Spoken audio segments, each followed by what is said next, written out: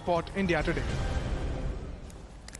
So when we had very few cases, we had a complete stringent lockdown. Now that cases are spiraling, we are unlocking.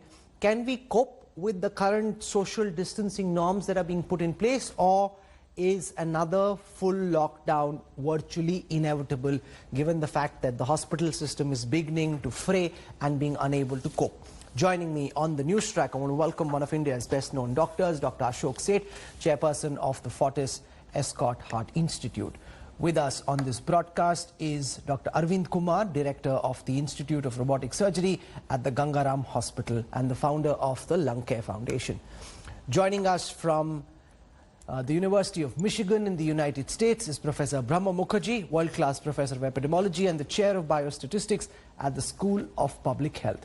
So I want to go across first and foremost to Dr. Arvind Kumar, who I spoke to earlier this afternoon, and who believes that in the manner in which we're heading, because of the irresponsible actions of people, another lockdown might be inevitable. Can you explain, Dr. Kumar, at the outset, why you think that sooner than later another lockdown is coming? Thank you, Rahul, for having me on this show.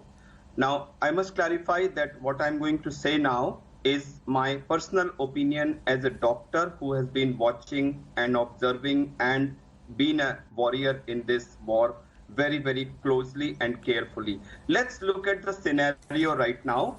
As you yourself has narrated in the last 7-8 minutes, the number of cases is increasing. Our current doubling time is between 12 to 13 days.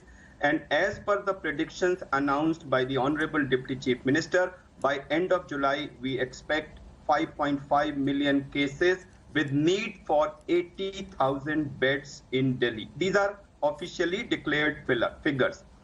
You know that as the number of cases will increase, as more and more cases will come to the hospitals, more and more healthcare workers will be exposed. Some of them will fall ill and many of them will go quarantine. So as the number of cases will increase, the number of healthcare workers available will be slowly going down. Secondly, when the lesser number of healthcare workers will be there, they will be working more and more. And as weeks and months pass by, there is going to be an element of exhaustion also.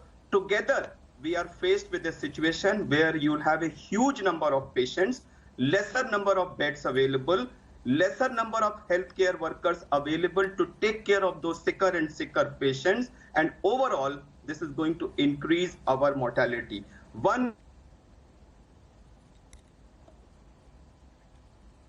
Okay, give me a moment. I'll fix that connection. He's been able to lay out why he believes the situation is going from bad to worse and why a lockdown might be required. I want to go across to Dr. Ashok Seth, who again I spoke to and who feels that no, actually a lockdown would not be required. Dr. Seth, can you explain why you are so convinced that another lockdown isn't coming anytime soon? Yes, Rahul, I think it's an inevitable question, but we need to understand the logic of the lockdown. We had a strict lockdown, which was an unusual solution, but that was supported by science clearly. And we had an extended lockdown as well. On the other hand, what is now needed is clearly a strict unlockdown, because extended indefinite lockdown is not supported by science, because we well understand that we had a very high strictness index of 95%, but we had a lot of collateral damages. So while we had the advantages, let's start counting the collateral damages and why we actually need a strict unlockdown. We had socioeconomic consequences. We've seen that in our daily lives. We've seen that in our country, and that's been expanded enough. But look at the migrant, the misery, the poverty of the migrants. We lost livelihoods, we lost lives. And at one stage, what has happened is that we've actually lost count of others who are dying from other disorders. If I was to tell you that every death hurts, Rahul, and at the moment we have 400 deaths. So just not look at the numbers as a whole, just start looking at the deaths. We have 400 deaths per day in the country. Every death hurts.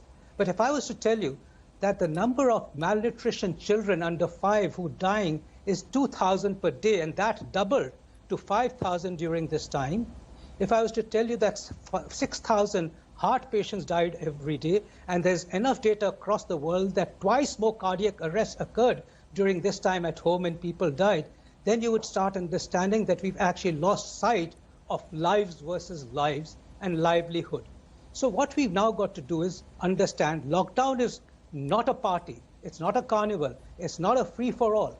We still have to have the 5 Ps, the 6 Ps I call it for lockdown, and if we institute those, provided there's no politics, as a clinician I say that, and as a countryman I say that, provided there's no politics, there's a lot to achieve through a strict lockdown, and our country won't survive if we continue the lockdown. The city won't survive. It cannot be regional. It cannot just say Delhi lockdown, the rest is open, because that is not practical. We've got to live with this virus. We've got to find local solutions to it. Indefinite lockdown is actually not a solution anywhere. So Dr. Kumar is back. You made most of your argument, but before I move any further, I want you to complete why you feel people are behaving irresponsibly and why you think, whether we like it or not, there will require to be some kind of a lockdown. Dr. Kumar, please go ahead. So what I was saying, Rahul, is that we are heading for a situation where there are going to be more and more patients, less and less available healthcare workers, and that's going to put a serious strain, and we will have a higher mortality because of that. And one of the reasons I strongly feel which is leading to this surge in cases is an impression which has been conveyed to the people that everything is hunky-dory. I see a large number of people now roaming in the market. I see as many vehicles on the roads today as were used to be there in pre-lockdown. So first thing that I request is that our leadership should come on the media and inform the people that, number one, there is a serious situation today. We have a serious increase in number of cases, and I would request for a self-imposed lockdown, which means unless it's unavoidable, please do not go out of. There are a large number of things which can be done by digital means are being done today by practical means, by physical means. I'll give you an example of a PSU, I don't want to name, where there was a meeting of very senior officers, and 90% of the officers who attended that meeting have got infected. Now that meeting could very well have taken on a digital platform. So this is the first thing I would request, that people should go on a self-imposed lockdown. Now that should help, because ultimately, why are the cases increasing? They are increasing because of more people-to-people interaction. As infected person, non-infected person, they meet, the infections are transmitting. So if we decrease the people-to-people interaction by a significant percentage, by a self-imposed lockdown, that's going to have an effect on reducing the numbers. Rahul, the numbers projected to take place by end of July are so frightening that no matter what you do, 80,000 beds being required for city of Delhi is a situation that you are not going to be able to meet at any cost. You can create beds in Ram Leela Maidan, you can put beds all over, but there is no way you can convert them into hospital beds, because for a hospital bed, you don't just need a bed, you need healthcare workers also. From where are you going to arrange the healthcare workers for so many people? So as a doctor, my biggest priority today will be that, yes, I will keep working hard to ramp up the infrastructure, but I will leave no stone unturned to arrest this cycle of infection. And this mathematical graph calculation which is there, I want to break this calculation and not let those projected numbers take place in reality. Because if it does so, Rahul, we are heading for disaster. So first thing I request is a self-imposed so you're painting lockdown. A grim picture. We must lock down inside the house completely. Economic recovery can always occur. Dead people cannot recover. Rahul, we have to understand economy can be recovered. Dead people cannot be recovered. If I'm alive, even if I have to starve, or even if I lose all my salary for a few months, I can always go back and restart my life. Are you saying, if I understand right, Dr. Kumar, that if people don't listen to the idea of a self-imposed lockdown, then some kind of a forced lockdown through a policy intervention from the government may be inevitable? Is that your case? Rahul, if self-imposed lockdown does not become effective, I as a doctor, my personal opinion is to go for a legally imposed lockdown. I agree with Dr. Seth that there has been huge number of issues. I don't disagree. But for me as a doctor, every life is precious. Okay, so I want to save those lives. You've laid the foundation for this conversation. I want to go across to Professor Brahma Mukherjee. We are hearing two very varied perspectives. You've got Dr. Kumar saying bodies will start piling up, doctors will have to triage, our healthcare facilities simply can't cope up, and if people don't agree to a self-imposed lockdown, there will have to be a legal lockdown. What's your view, ma'am? Thank you, Rahul, for having me on the show, and I hope you and your staff are keeping safe. First of all, I want to take you back to the day when we announced the first lockdown. So March 25th, we had 536 cases and 11 deaths. And then we have had 9 months of lockdown. So we really need to ask ourselves, what did we want from a lockdown? What does a successful lockdown look like? It's not a magic potion. It's not a cure. It's not going to get rid of the virus. So whenever we decided to come out of the lockdown, there has to be a strategy in terms of managing the surges. So in US, for example, we are also seeing that after reopening, there are spikes and surges in multiple states. So we need a strategy to contain those surges. Are you seeing some strategy sitting where you are in Michigan when you look at the India numbers, or do you think we're all Ram Bharose right now? So I don't think that we have to be Ram Bharose, because I think a lockdown without thinking that a proper implementation, management, and really concretely achievable goals, that what are we trying to do? We really need to take a close look that if 9 weeks have not done it, with 140,000 active cases, more than 3 lakhs total number of cases, are we able to really get benefit of the lockdown? So the virus has slowed down. That has been a good thing about the lockdown. The R is 1.17, but all of these metrics that we are calculating, doubling time R, these are relative metrics. It does not tell you, as was mentioned by the previous speaker, Dr. Kumar, that a number of beds, number of people that are going to turn up in Delhi and Maharashtra. So what I think is that we really have to manage our own risks. This was really mentioned, and really be very cautious. And I definitely think that we have to really think that this is a serious situation. And it was mentioned that human beings can bend the curves. And I think there has been a huge loss due to the lockdown as well. So I don't want another lockdown, which is a mere political pandemonium, administrative chaos, and economic hardship for the people of India. Okay. So let Dr. Kumar respond to it. Political pandemonium, administrative chaos, economic hardship. Professor Brahma Mukherjee doesn't seem like a big fan of the idea of another lockdown. Dr. Kumar. Rahul, I don't want to bring any politics into it. All I'm saying is, as a doctor, I do not agree that the lockdown had its huge benefits. The fact that there were some issues which were unexpected.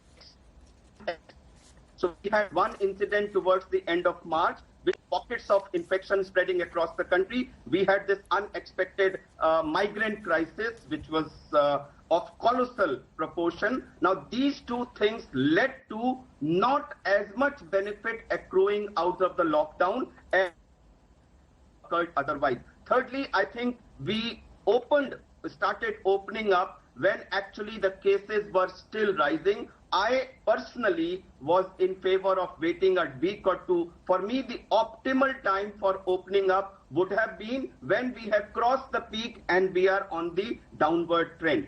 But today, let's forget about that. Where are we today? The projections about the numbers which are likely to occur in the next few weeks are so frightening that if that scenario actually takes place, Rahul, we are heading for mayhem. And I, as a doctor, definitely don't want to see that. Okay. So I want to ask Dr. Ashok Seth, is that your fear as well? That in the way that cases are surging, in the way that the healthcare facilities are collapsing, that we are heading for mayhem? Is that what you're picking up at Escorts and all the phones you're making, the people you're speaking to, Dr. Seth? Certainly, Rahul, there's no question. We are concerned. And I think somehow we're saying the same things with a different emphasis. I don't think we're arguing amongst each other. Dr. Arvind may be calling it self-imposed. I'm calling it strict unlockdown. But really, even if we lock down again, whenever we unlock, we're going to have the same surges. So it's better to find solutions at this time of a strict unlockdown.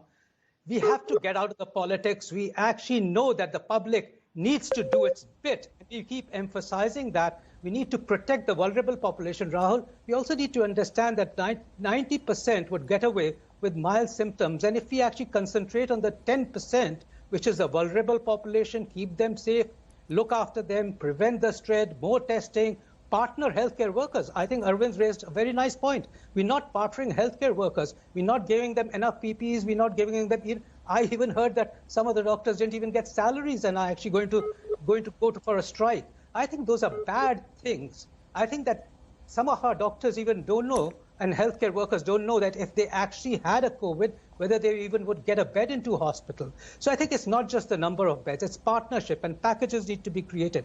There's a lot to do, but we cannot hide behind a strict lockdown and not find the solutions and hope that one day we'll come out of the lockdown and everything would be hunky-dory. Sure. Because whenever we come out of the lockdown, the same problems will be there. So it's better to start finding solutions to them. Professor Mukherjee, you've been looking at the Indian lockdown relative to other countries which had a lockdown. What do your findings suggest about how efficacious was the Indian lockdown in comparison with what other countries have done? I think India has a very unique situation. So I think we wrote a manuscript evaluating the lockdown, the 4 phases of lockdown in India. And what we see is that the virus curve has slowed down. Definitely it came from 3 to 1.12, and the doubling time you have seen has gone up. But still, when the number of cases are very high, you have to think about the absolute number, not just the relative numbers as well. So because that is what is overwhelming the healthcare capacity. So in Italy, in US, you have seen that with, and I'm in the state of Michigan, we were in strict lockdown and we have been able to bend the curve, and the peak has turned the corner. And India, we have not seen that, but the rate of growth undeniably have slowed down. So you also do a lot of forward-looking forecasting. So if you're asked right now, because Manish Sisodia, the Deputy Chief Minister of Delhi, said that there will be 5.5 lakh cases by the end of July and 80,000 beds would be required. What's your sense for India as a country and some of our most impacted areas like Delhi, like Mumbai, like Chennai? Where do you think we're heading, Professor Mukherjee?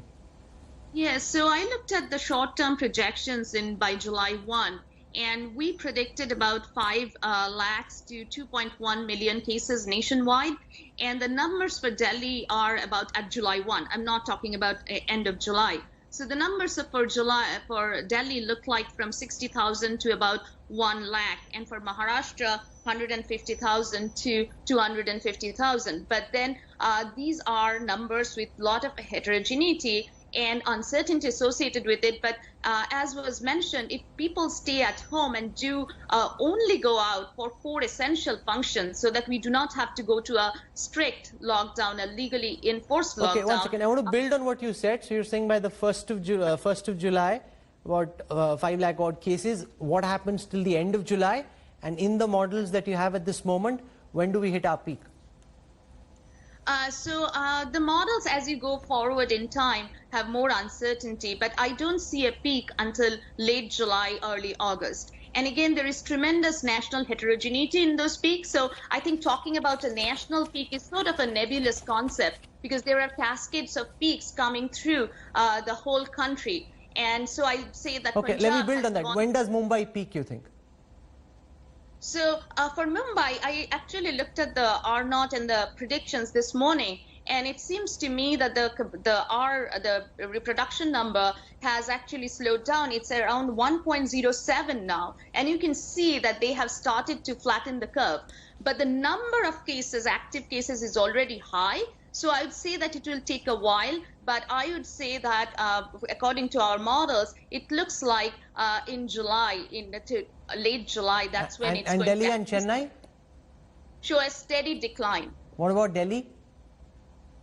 So for Delhi, and actually it's very hard to say because we see certain spikes recently, and again the next few days are going to be critical. But again, I see that late July, early August for most of the prominent Indian states right now. And if you think about the national curve, it's very much determined by the case counts of Maharashtra, Delhi, Gujarat, Tamil Nadu. So I think whatever they do, the national curve is reflecting that. So that's why I think there is tremendous heterogeneity across the states, and we have to really think about modulated strategies across the states. I think you're making a very important point that there's no point at looking in the India curve. There are so many regional variations that you need to look at region by region, city by city, and see what's happening there and have a zonal approach to dealing with the situation. But you've heard two different approaches from Dr. Kumar and from Dr. Seth. And as Dr. Seth said, they're both essentially saying the same thing, that there needs to be a strict unlockdown or a very strict self-imposed lockdown, call it what you will, or a very strict self-imposed lockdown, call it what you will, going out this weekend or later and thinking it's a good idea to go see what a restaurant looks like or what the malls are looking like just because they're open is just sheer madness. There is danger in the air, quite literally. Stay at home, stay safe, do not be a COVID idiot. You've been stuck at home for a long time and therefore there'll be the urge to go out and see kya ho raha hai, but do not do that because there can be nothing more dangerous than this. If we stay at home, we can potentially slow the speed of the virus and not have all of us ending up at the hospital at the same time. Dr. Ashok Seth, Dr. Arvind Kumar, Professor Brahma Mukherjee for joining us on the News Track. Thank you very much. So some